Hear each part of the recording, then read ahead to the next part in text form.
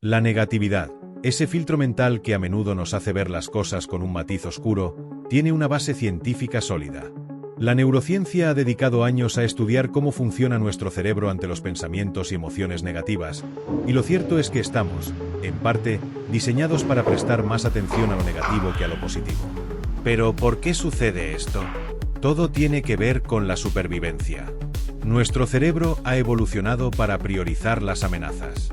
Hace miles de años, el ser humano vivía en un entorno mucho más hostil. Para sobrevivir, era crucial estar alerta ante los peligros. Las señales de peligro o amenaza debían ser reconocidas y respondidas de inmediato, mientras que las experiencias placenteras o positivas, aunque importantes, no representaban una urgencia vital. Así que nuestro cerebro fue configurado para dar mayor importancia a lo negativo, lo que nos ayudaba a sobrevivir. Este fenómeno se conoce como sesgo de negatividad. A nivel neuronal, este sesgo significa que los estímulos negativos generan una respuesta más intensa y duradera que los positivos. Este mecanismo de alerta ante lo negativo se activa en una zona muy primitiva de nuestro cerebro llamada amígdala, que juega un papel crucial en el procesamiento de las emociones. Cuando detectamos algo que percibimos como una amenaza o algo negativo, la amígdala se activa rápidamente y manda señales a otras partes del cerebro para que nos preparemos para luchar o huir. Esta respuesta automática fue útil cuando vivíamos en la naturaleza, pero en el mundo moderno, la amígdala sigue reaccionando de la misma manera ante situaciones que no necesariamente son una amenaza física, como una crítica, una discusión o una noticia preocupante. Lo interesante es que el cerebro no solo reacciona con más intensidad ante lo negativo, sino que también lo almacena de forma más profunda. Esto se debe a que las emociones negativas tienden a grabarse en nuestra memoria con mayor facilidad que las positivas. Esta tendencia a recordar mejor lo malo también tiene una explicación evolutiva. Recordar los errores o los peligros nos ayudaba a no repetirlos en el futuro. Si un cazador primitivo sufría un ataque de un depredador en una zona determinada, recordar esa experiencia desagradable podía salvarle la vida si volvía a encontrarse en una situación similar.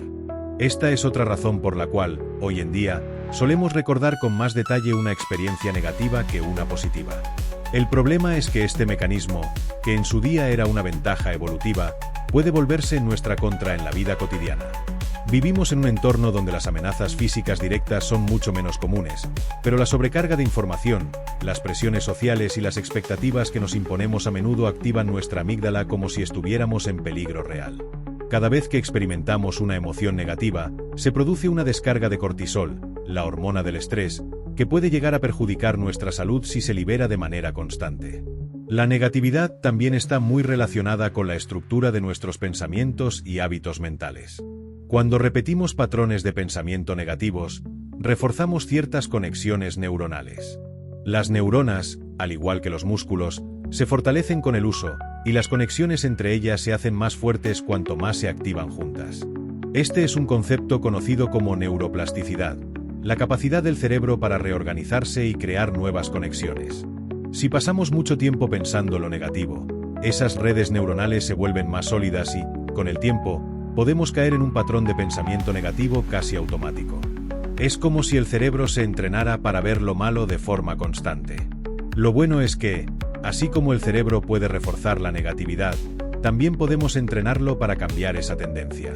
Los estudios en neurociencia han demostrado que es posible reprogramar el cerebro mediante prácticas que nos ayuden a centrarnos más en lo positivo. La meditación, el mindfulness y el agradecimiento son herramientas que pueden ayudar a crear nuevas conexiones neuronales que favorezcan los pensamientos positivos. Al practicar la gratitud de forma regular, por ejemplo, las redes neuronales asociadas con el bienestar y las emociones positivas se fortalecen, lo que facilita que, con el tiempo, el cerebro se incline más hacia lo positivo. Un aspecto fascinante de la neurociencia es que también ha mostrado que las personas tienen diferentes niveles de sensibilidad a la negatividad, lo que sugiere que no todos estamos igualmente predispuestos a enfocarnos en lo malo. Esto tiene que ver con nuestras experiencias de vida, la genética e incluso la química cerebral. Algunas personas tienen un sistema de recompensa en el cerebro más sensible, lo que les permite sentir más intensamente las emociones positivas y, por ende, contrarrestar mejor la negatividad. Sin embargo, para otras, la tendencia hacia lo negativo es más marcada, y les resulta más difícil sacudirse esos pensamientos. Otra cosa que influye en nuestra percepción de la negatividad es el entorno social y la cultura en la que vivimos. Los seres humanos somos animales sociales, y nuestras emociones, pensamientos y reacciones están influenciadas en gran medida por lo que observamos a nuestro alrededor. Si estamos rodeados de personas que tienden a ser negativas o si el contexto en el que nos movemos refuerza la preocupación y el estrés, es más probable que adoptemos esos mismos patrones de pensamiento. Esto es importante porque nos muestra que, al igual que podemos entrenar nuestro cerebro a nivel individual, también podemos crear entornos que favorezcan el pensamiento positivo y el bienestar colectivo. La negatividad, en el fondo, es una señal del cerebro para protegernos, pero si no somos conscientes de cómo opera este mecanismo, podemos quedar atrapados en un ciclo que afecta nuestro bienestar emocional y mental. Por suerte, la neurociencia nos da claves para entender cómo funciona este proceso y cómo podemos cambiarlo. No se trata de eliminar por completo las emociones negativas, porque son parte de la vida y cumplen una función importante, sino de aprender a gestionarlas para que no dominen nuestra percepción del mundo. Para comenzar a transformar esa tendencia hacia la negatividad, es útil recordar que nuestro cerebro es moldeable. Con práctica y consciencia, podemos entrenarlo para equilibrar mejor nuestra perspectiva.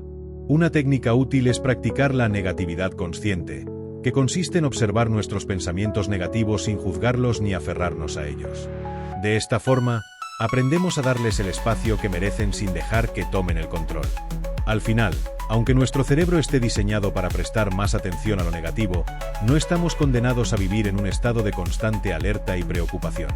Podemos hackear nuestro propio sistema neurológico para encontrar un mayor equilibrio, cultivando la gratitud, el mindfulness y rodeándonos de entornos positivos que nos ayuden a vivir de manera más plena y consciente.